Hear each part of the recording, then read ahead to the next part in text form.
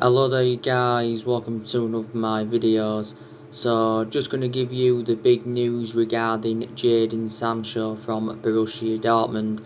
So reportedly Jadon Sancho has been given the green light by Dortmund to leave, and reportedly Man United are allowed to talk to Jadon Sancho and his representatives. Now what's holding up the deal is the agent fees and the personal terms. It did recently say there was a disagreement over the personal terms. So basically Dortmund are saying they are not stopping Sancho from leaving in this summer transfer window. Now, like I've said to you, throughout the course of this Jadon Sancho transfer saga, it has been Borussia Dortmund's asking price. That has been the stumbling block, because they have said several times that they do want a world record fee for him. I think Borussia Dortmund's valuation is around £108 million. Obviously, they have been looking for like £90 million up front. I think we only want to pay, though, around £80 million for the player. Now, obviously, a lot of Manchester United fans were convinced that Sancho wouldn't have been coming in this summer transfer window, and a lot of Manchester United fans fully disregarded it, and even I fully disregarded it, because obviously, Borussia Dortmund's CEO, he recently said that Sancho will stay at Dortmund. Obviously, the other week, Michael Zorc, Borussia Dortmund's sporting director, he also said that Sancho will stay at Dortmund and the decision is final. And he did reveal that Dortmund secretly extended his contract until 2023. And Dortmund give us the deadline to sign Sancho. He said, we had until the 10th of August to sign the player. Now, obviously, quite a few weeks ago, it was looking very, very imminent that we was going to be signing him, because obviously Fabrizio Romano came out and said that negotiations between Man United and Dortmund were at an advanced stage, and he allegedly said that that Sancho agreed personal terms with Man United, and it said he was set to sign a 5-year deal with the football club worth around 250 grand a week. But yeah, there's still a good chance now we could get him on the board. Obviously, Jadon Sancho is our number one priority target. We did first express our interest in him in 2017. So we've been in for him for like the last 3 years. Now, obviously, Sancho has enjoyed 3 good years with Borussia Dortmund. Dortmund only paid £8 million for him from Man City. The main explanation why Sancho had to leave Manchester City is because he didn't get assured any first-team opportunities. Before he was at City, he was at Watford. He was at Watford at the age of 7 to the age of 14, so he was there for several years. But I've already outlined the reasons why I want Sancho at Manchester United. Is because he's got a very good friendship with Rashford. His runs on and off the ball are very, very good.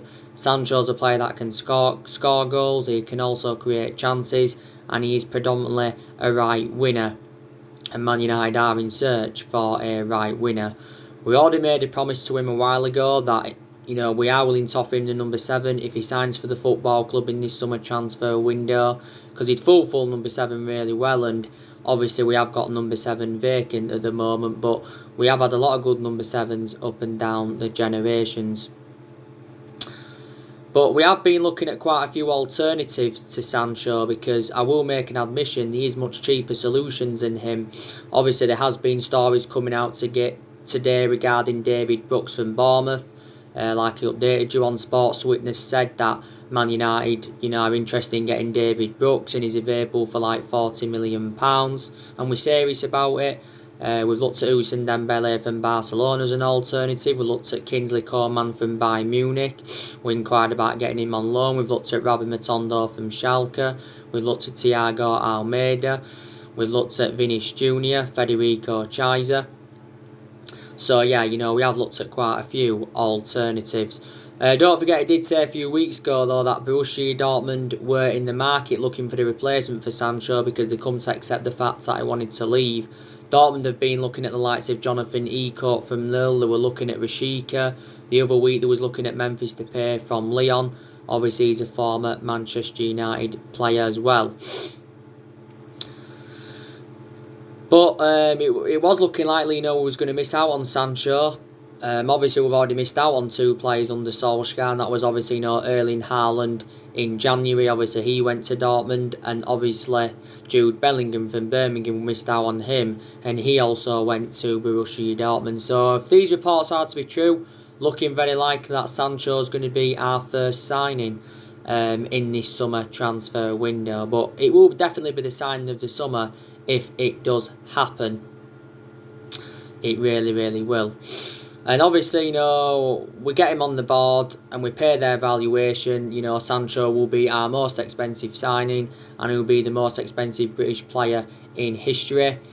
Obviously, there were stories coming out before Fabrizio Romano broke out the news saying that Sancho agreed personal terms. It said that, we allegedly had an £89 million bid turned down for the player. Then it said we agreed the initial £60 million fee, and it'd be like £30 or £40 million in add-ons. But if Sancho, I think, is sold in this summer transfer window, Manchester City do get around £15 million due to the clause that got him his move from City to Borussia Dortmund back in 2017. Dortmund have had a good start to pre-season. Obviously, they won their first game against Al-Touch 6-0, and they recently did win by 11 goals to 2. But Sancho is only at the age of 20, very young, still a lot of development in him. We're the only club, I think, that are now in for him anyway, because Chelsea are no longer in for him, or Liverpool are no longer in for him. So that is the breaking news on him. But, Sancho will be a good signing, but he's not enough. We need more than Jadon Sancho at Manchester United if we are to be, title contenders next season, and if we are, and if we are to start, winning trophies, we need signings more. We need signings, I think we probably need to make at least 3 signings in this summer transfer window. But there has been a hell of a lot of players on our agenda. Obviously, Jack Grealish, he's still on our agenda. I was hearing stories today saying that we're willing to offer Sergio Romero in a swap deal for Jack Grealish. Villa have said, that they want around £80 million for Grealish. I think £80 million though is far too much. I think he's recently been on holiday in Greece. He was doing training sessions over there, and it said he was set to hold talks with Villa regarding his future.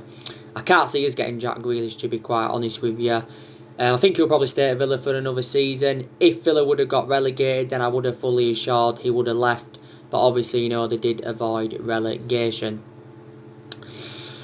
Obviously, Donny van de Beek, he has been on our agenda, but I think now we have missed out on Donny van de Beek because I think he's going to be joining Barcelona, like he updated you recently. Ronald Koeman has just taken over as Barcelona manager. Obviously, Gabriel Magalhaes is a centre-half. He's been on our agenda, but it's looking very, very imminent now. He's going to be going to Arsenal. Kalidou Koulibaly from Napoli, he's also been on our agenda in that. But there's still deficiencies in the squad that definitely do need to be addressed. Now, I'm going to be going through with you what players Manchester United should not have sold. Now, one of the players we should not have sold was Romelu Lukaku, because I thought, Lukaku was a very, very good player for us. Obviously, we did pay £75 million for Lukaku back in 2017 from Everton. I think there was also £15 million in add-ons, so it totalled up to like £90 million. Lukaku did score 42 goals in 96 games for Man United in all competitions. Did very, very well, and obviously well proven in the Premier League. But obviously, we decided to sell Lukaku last summer to Inter Milan. We got £70 million for him, so I think we did more or less recoup the £70 million, that we paid for him from Everton. We made a mistake getting rid of him, definitely. You can say we also made a mistake by getting rid of Ander Herrera. We also made a mistake by also letting him go on a free transfer. Obviously, Herrera endured 5 years with the football club. Obviously, we got him, was it back in 2014? We paid around £29 million for him from Atletico Bilbao. But what a midfielder he was for us. But yeah, we did let him go on a free transfer to PSG, but in reality we should have demanded a fee for him. But well, he was out of contract anyway. He was demanding like 200 grand a week at the time, Herrera, to obviously stay at the football club. I think some United fans will say we made a mistake by getting rid of Angel Di Maria. Obviously, we got Angel Di Maria under the Louis van Gaal era. He actually enjoyed a very good start to his Manchester United career. Didn't we get Angel Di Maria from Real Madrid? Didn't we pay around £60 million for him, if I'm right? It was something like that anyway. Yeah, maybe we shouldn't have got rid of him. Some people say we shouldn't have got rid of Wilfried Zaha. He was actually the last signing we made under the Alex Ferguson era. But Wilfried Zaha left because obviously he didn't hardly get any first team opportunities. So these players that we've got rid of over the years, who we shouldn't have actually got rid of. But like I've said, big decisions have got to be made in this summer transfer window. What players we're going to recommend in and what players we are going to get rid of. Now, Solskjaer's already outlined his transfer plans, hasn't he? He's instructed our board to go and get his preferred targets, and he's also said he wants Manchester United to spend big in this summer transfer window. Now, this summer transfer window is Solskjaer's 4th transfer window as Manchester United manager. Like I said, analysing Solskjaer's first full season at the club, I think he has done pretty good. And he's exceeded most expectations, obviously got us qualification for the Champions League. And I did say, didn't I, how important Champions League was for our players, attracting players and for the financial structure. I think we got an extra £70 million in revenue for getting qualification for the Champions League. Also to finish 3rd, which was a fantastic achievement.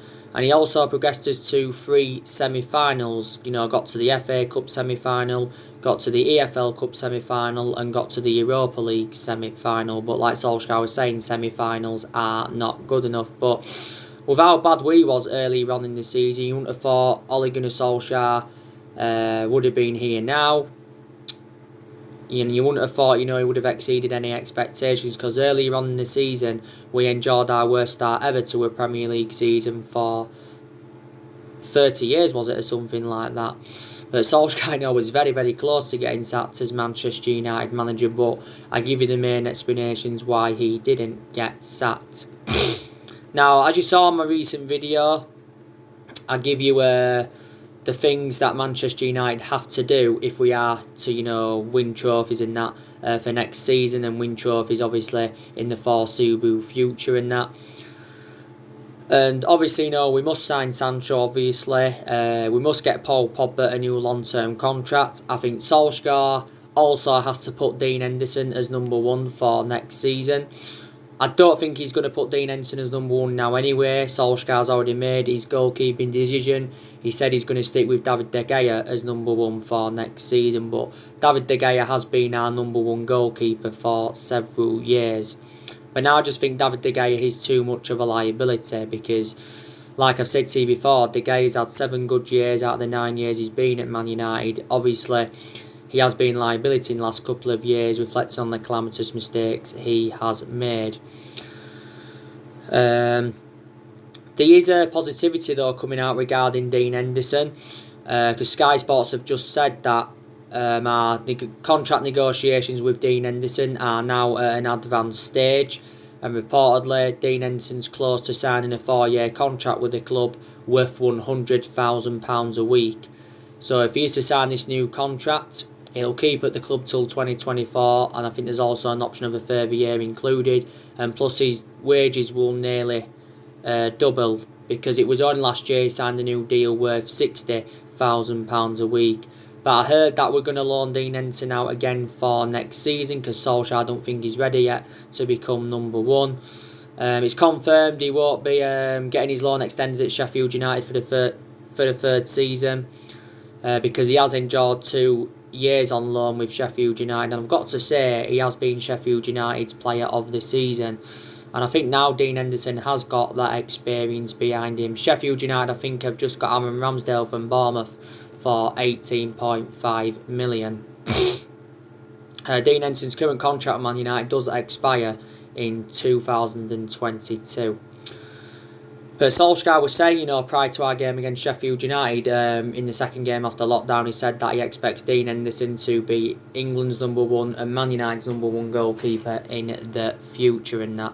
But Solskjaer, was actually saying prior to the game against Copenhagen, this was the Europa League quarter-final at the time, he said, that it would be hard for Man United to keep De Gea, Dean Henderson and Romero all at the football club for next season. So he has been facing a goalkeeping dilemma. You already know the news regarding Sergio Romero. Sergio Romero is now open to leaving Manchester United. Don't forget, Sergio Romero is our backup to De Gea, so he's our second choice. Romero has played all our League Cup games this season. He's played all our FA Cup games prior to the semi-final, and he's also played all our Europa League games, I think, prior to the Europa League semi-final. Obviously, Romero's just got under a year left on his Man United contract, but the club do have an option to extend it for a further year. I heard that Leeds, Everton and Chelsea are interested in Sergio Romero. Sergio Romero's endured 5 years with the football club. Obviously, we got him on a free from Sampdoria back in 2015, and Sergio Romero is now in his 30s.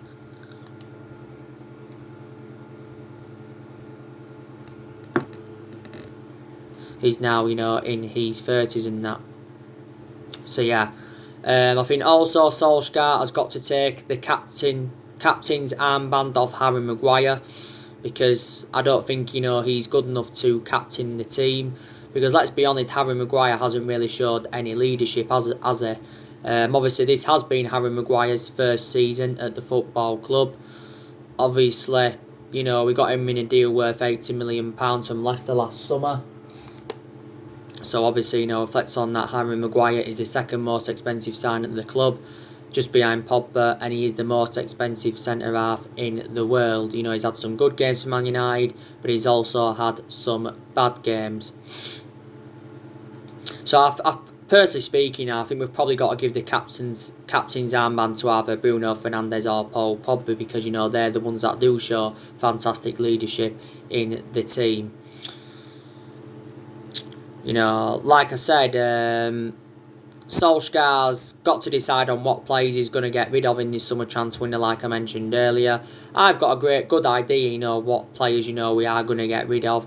We could sell up to 10 players in this summer transfer window, but it's a good thing, because obviously our transfer budget will increase. I can see you selling Jesse Lingard.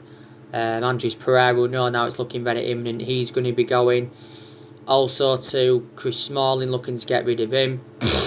Also looking to get rid of Marcus Rojo. Also looking to get rid of Phil Jones. Also looking to get rid of Diego Dalot. Diego Dalot, like I said, I don't think he's good enough to represent Manchester United. Possibly Bay, he should be sold or loaned out, because obviously, Bay's obviously not one of our first choice centre-halves, and plus he's very injury prone, and that's my only element of concern about him. But prior to that, still a good centre-half. Some United fans say, that we should sell Victor Lindelof in this summer transfer window, because obviously Lindelof's not on Harry Maguire's level.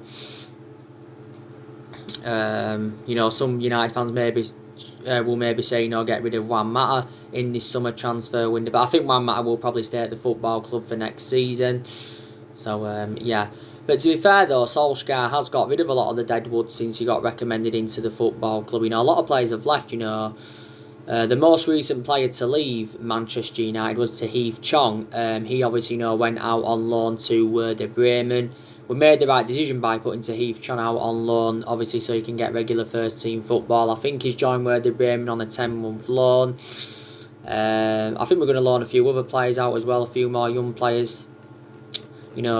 James Garner will probably be loaned out, Dylan Levitt as well, maybe a few others. Obviously, Sanchez, a few weeks ago, he joined Inter Milan permanently, and he joined them on a free So Inter Milan didn't pay any fee for him. We made the right decision by getting rid of Sanchez because obviously now it has freed up our wage bill completely, so that's good from our perspective. Obviously, Angel Gomez confirmed, was it quite a few weeks ago now, that he joined Lille, but then he immediately got put out on loan to Boavista, which I think is a Portuguese side. We had to get rid of Angel Gomez because obviously he wasn't getting his chances in the first team, and obviously his contract expired at the end of June, but we was in the process of trying to get Angel Gomez a new contract. Obviously, like I said, we saw Ashley Young leave this year. He went to Inter Milan after he endured 8.5 years at Man United. We saw Valencia leave last summer after he endured 10 years with Man United.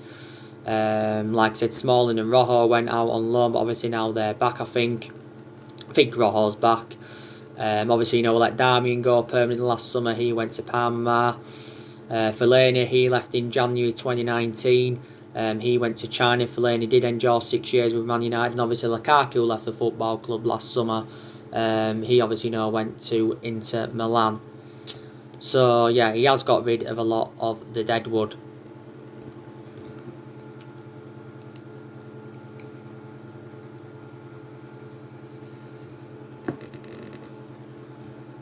But like I said to you, the big test for Ole Gunnar Solskjaer at Manchester United is next season, because obviously next season he's going to have bigger expectations to exceed, and next season, like I said, our expectations probably will be to challenge for the title, and obviously to win some silverware. As you all know, in the entirety of our history so far, we have won 45 trophies. Obviously, 38 of them trophies came under Alex Ferguson, including 13 Premier League titles.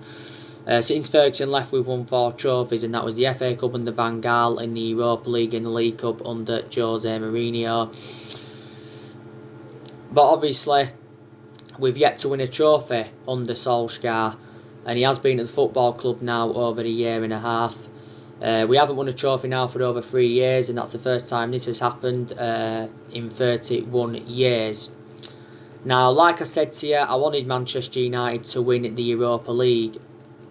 The main explanations is because if we'd have won the Europa League, it would have put more confidence into the team. It would have been our first trophy under Solskjaer, and it'd have been our first trophy in over 3 years. To be honest with you, I thought we would have won the Europa League because we was actually the favourites to win it when we was in it. But I always said, didn't I, that Sevilla was gonna be a test for us, because obviously Sevilla are the record holders of the Europa League. Because they've won 5 Europa Leagues and now they're in another final. They're now unbeaten in their last 20 games. They've also got some very good players. He went with his strongest 11 in the semi-final. We did actually dominate the game. We created some very, very good chances. I just think, we was defensively shambolic. And that is the difference.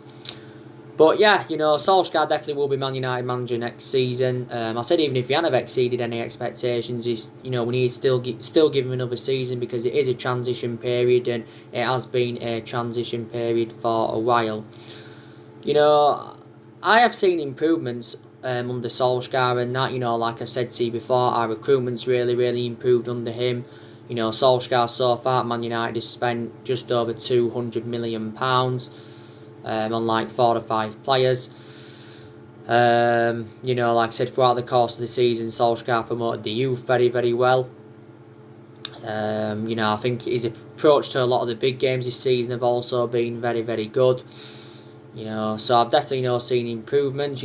Players have improved under him, especially the top players, because obviously all our top players endured a very, very difficult time under the Jose Mourinho era. Jose Mourinho's got a bad reputation with the top players. But don't get me wrong, there's still improvements needed at Manchester United. Like I said, there's still certain players that have got to improve. I think there's aspects of our game that have obviously got to improve. I think we need to keep the ball better. I think we need to be more clinical in front of goal. I think defensively, we also need to improve. Solskjaer's decision making needs to improve. In a lot of games this season, Solskjaer's been very tactically naive, but on the other side of things, there's some games where he showed a lot of tactical flexibility. Solskjaer's just got under 2 years left on his Man United contract. If things do go right next season, then we may consider, extending Ole Gunnar Solskjaer's contract at the club, because I'm not sure yet if he is the foreseeable future for Manchester United. Obviously, time will tell.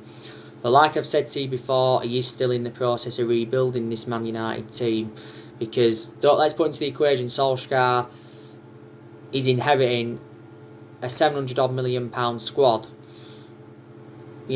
Disregard, who he's brought in. Because obviously, Jose Mourinho brought 11 players in, Van Gaal brought around 16 players in, and, Moyes brought around 2 players in. But actually, the vast majority of his team is Jose Mourinho, so Solskjaer's inheriting them. There's actually still a few players here from the Alex Ferguson era. So there you go.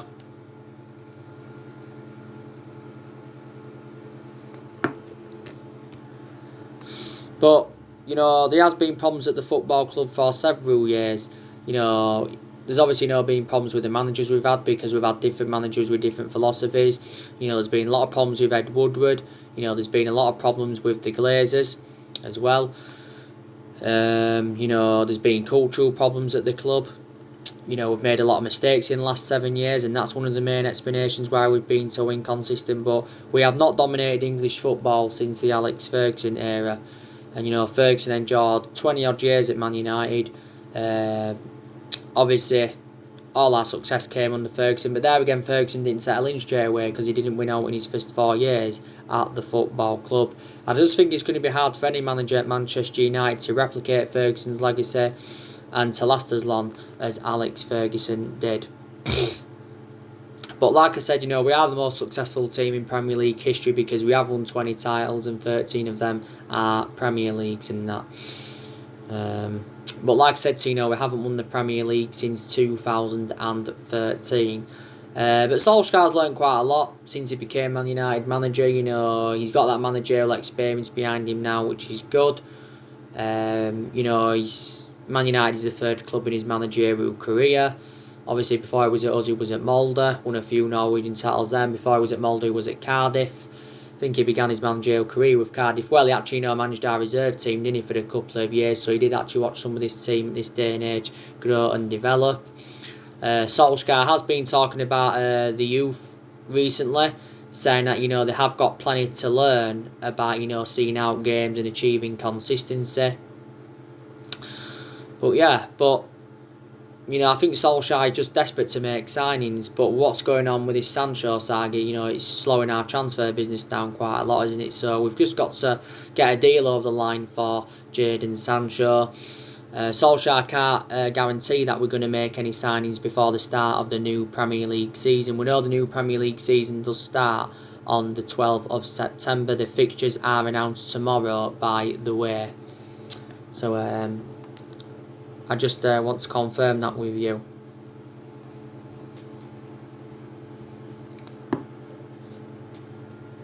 Just want to confirm that with you and that. But yeah, I think it's gonna take us at least a few years, if we are to be, winning Premier League titles again. I don't think we'll win it next season, but I expect us to probably challenge for it next season, because obviously as it stands at the moment, City are strides ahead of us and Liverpool are strides ahead of us. And like I've mentioned on my recent videos, these teams that are recruiting around us, don't forget. So anyway guys, that's everything to update you today. Drop your comments, likes below on the channel. If you do, consider subscribe as always, and take care. God bless. See you all again very, very soon.